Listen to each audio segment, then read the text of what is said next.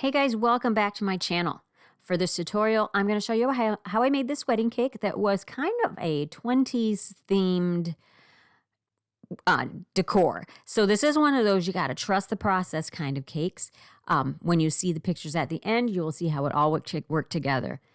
Before you see all that, it just looks like odds and ends thrown together, but it all went with the theme perfectly. And let me be upfront and tell you from the very beginning that yes, there are some inedible objects on this cake. And I've got to say that all of the decorations were supplied by the couple, the fringe included. So the fringe and the skeleton leaves and the flowers are not edible, but the customers knew it was their choice. So getting that out there. Anyway, if you know, you know. So for this cake, I am using crusting American buttercream, and I colored it ivory because they wanted champagne to be their kind of base neutral tone. So to get champagne, for me, I like to use ivory as my base color and then add shimmer to it. If you add a pearl shimmer of some kind to it, that's where you get your champagne color, because champagne is basically a shimmery ivory. So the color is ivory, and on this bottom tier, I'm doing a stencil, a very fine mesh stencil. So in order to get the best results that you can on a stencil like this, you got to make sure that your buttercream is as flat as it possibly can be on the sides there. So your stencil is fitting tight to the cake.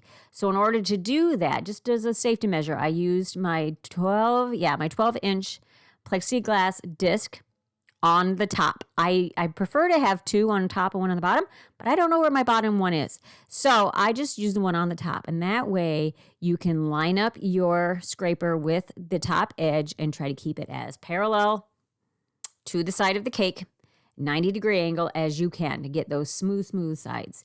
And I put it in the freezer while I worked on my top tier, which was colored with satin ice ivory. Not ivy, I'm sorry, olive. And I did add a little bit. The olive color that they had to work with was more of a deeper olive. So I added, what did I add? A little bit of brown and a little bit of green, I believe I added to it. And after that middle tier, or the bottom tier, I'm sorry, that I used a plexiglass disc on, had firmed up to the point where you could touch it, I did another coat and put it back in the freezer to firm up again. And in the meantime, I'm just brushing my ivory tier with shortening. And this is how I'm going to get the luster dust, that the shininess on the buttercream. And I'm using these are homemade sprinkles that I made in another video. I'll try to remember to add a link. And I'm using this to make my shimmer, my ivory shimmer. I just pulsed it inside of a coffee grinder till I got it really fine. And that's where I got my my luster from. So I'm just, like I said, brushing it with shortening to give it something to stick to. I prefer to use a larger fluffy brush. I couldn't find this one at first, so I was using the smaller one. But then I found my preferred brush, and now I'm using that because you don't really want to have streaks. You want it to be just an overall smooth, very thin coat of shortening. I went over it a lot, obviously, just making sure that we got full coverage. And then I'm just using that shimmer dust, and I'm just brushing it on there. It's really quite easy to do. They had also purchased all the luster dust, but I don't think they realized how much we were going to need. So that's why I went ahead and made some more. I mean, I give them kudos for trying. They had a box full of supplies to be used. All the different luster dusts, all the edible pearls, the fringe, even the silicone mold for the strip that I'll make pretty soon here. They even bought that. So, I mean, it was pretty obvious what they wanted us to use, and that is fine. That really eliminated any guesswork on our end.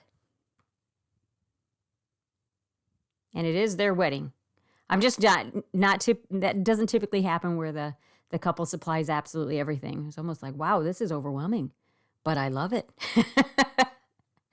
They definitely knew what they were going to get. And then I set that tier in the refrigerator to chill. I didn't want to freeze them because I didn't want any condensation when they come to room temperature affecting the luster. So in the refrigerator it went, and now we're doing the same thing with our top tier. And again, they had supplied the luster dust. We had a slightly darker green, a deeper green that we mixed with the lighter green that they supplied us, just because it wasn't really an olive color. It was a little too avocado-ish. So that's what we did with that. Set that into the refrigerator as well. Now I have my bottom tier, and I took it out of the freezer. And to get the disc off, you just use a sharp knife, or like I'm using my sharp palette knife. I just kind of loosened it from the top, take that wax paper off of the top, and turn it right back upside down to get our board on. I like to do it upside down. It's just a little easier for me. Now, when you do that, you just have to commit to it. Don't hesitate, because if you hesitate is when things can slide around. You just have to do one quick motion. It's a little heavy. I really can't do a 14-inch cake like that anymore, just because, I'm not as strong as I used to be, but I can do it with a 12-inch. So I set that into the refrigerator also. Now I'm mixing my stencil color. They had a bunch of different things going on here. They wanted the champagne, rose gold, and what's the other? Well, the olive was a main color there. And then they wanted brown too. Again, at the end, you'll see the picture. It all works together. So I mixed my colors. I mixed a bunch of different colors to get the right color. It's handy that we have a lot of luster dust on hand, because we needed more than, again, what they supplied, because they didn't know. So mixed those up together with Everclear, and then added some piping gel to get it to a spreadable consistency. Now the stencil, they, again, supplied. You might see it again, because I think it's a really pretty stencil, and they let us hold on to that. So I cut off that bottom piece, because that's going to give you too big of a gap on the bottom. And it would be that way on any cake, so I wasn't worried about cutting that off. And then you just place it on your cake. You can put a little bit of shortening on the cake if you need to get the stencil to stick. But there was a little condensation on the cake, so it stuck just fine. I would try to stay away from the shortening if you can. Sorry about my back there. Just because you want to get the stencil to adhere better. So I guess I take that back. I retract that. Don't use the shortening. Just use your hands to hold it on. Those mesh stencils stay pretty well because they're light. And always apply your stencil from the middle and work your way out so that your stencil doesn't move around on you. Now I put that in the refrigerator to chill, and I'm making my border that I told you about with that silicone mold that they gave us to use. My first brush had some gold still in it. That's why you could see a little gold on there, because I'm just dipping the brush into Everclear and brushing that onto the fondant. This is just fondant. And I did color it very pale pink, very pale blush, just to have an undertone so that you see your rose gold better. And then brush over it, dry brushed. Well, it starts dry brushed, but brush over the Everclear on the fondant with your luster, and then you have your sheen. You don't have to airbrush it. You don't have to paint it as a paint. Just do it that way. It's much easier. And when it dries, you're still left with just the color. So there I just kind of did 3 rounds of the stencil, chilled in between each one so that you don't have to worry so much about the previous one sticking to the stencil. Now they wanted cascading pearls on this tier. So I just used a cascade mold that I have for stenciling and a toothpick and just marked where the dots were to just kind of give me kind of an outline of a good way to spread these out instead of having to eyeball it. And then I just used varying sizes of the pearls. These come in a container with different sizes in them. And I kind of gradiated it down to the smaller ones at the bottom, kept the bigger ones at the top. Now you will see that we did go back the next day and added something to those pearls because we just felt like the white was too much of a contrast. There was just so many colors and so many different things going on this cake that we wanted to coordinate it better. So you'll see that in a second here. But now I am assembling my cake, and I use larger dowels on the outside and the larger plastic ones, and then bubble tea straws in the interior of that lowest, the bottom tier. The middle tier, I just used the boba tea straws, 5 of them. And then I used my skewer, sharpened skewer, to help me lift that cake on the top because I didn't want to mess with the finish. Then I'm just adding my border on there with a little bit of buttercream behind it.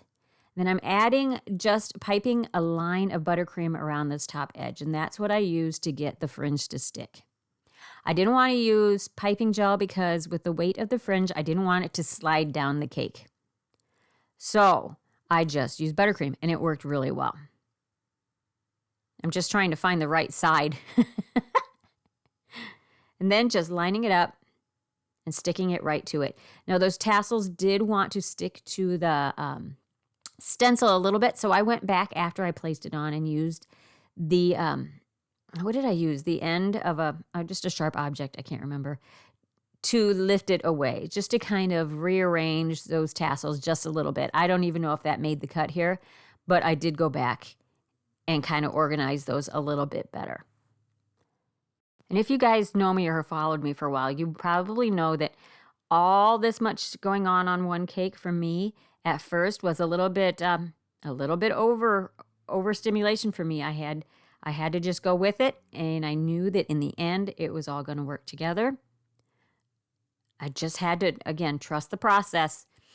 So now I decided I needed to go back in and add some dragees to blend that top tier into the middle one because there was a little bit of a gap, and you can't really go in and fill that hole or that gap in between them when you have this kind of a finish on your cake. So I did just add some more on the top, varying sizes along the seam, and just kind of blended it in that way. And this is where I went in and I used the rest of the rose gold luster dust that I had mixed with some Everclear. And I just kind of muted down the whiteness of those pearls by brushing that on. It might look like it would take a while, but it really didn't take that long. Maybe half an hour to do that. And now I'm adding, you can't see, there we go, the skeleton leaves and the flowers, and I'm just using buttercream to attach those. I really like the skeleton leaves. I think those such a neat look. And then I had some other dried floral that I added to there.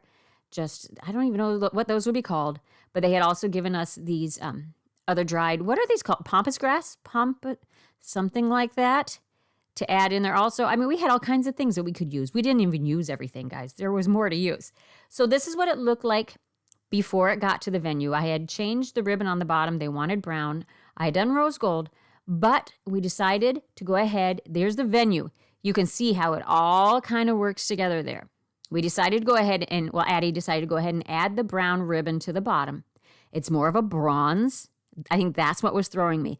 But it all worked really well together, and I'm glad that she made that executive decision to change that. Addie also changed the flowers a little bit on site. I'm fine with that. Her business, she can do what she wants, and I think it looks great. So I hope you guys like how it all came together, and I hope you learned something. And we'll catch you on the next one.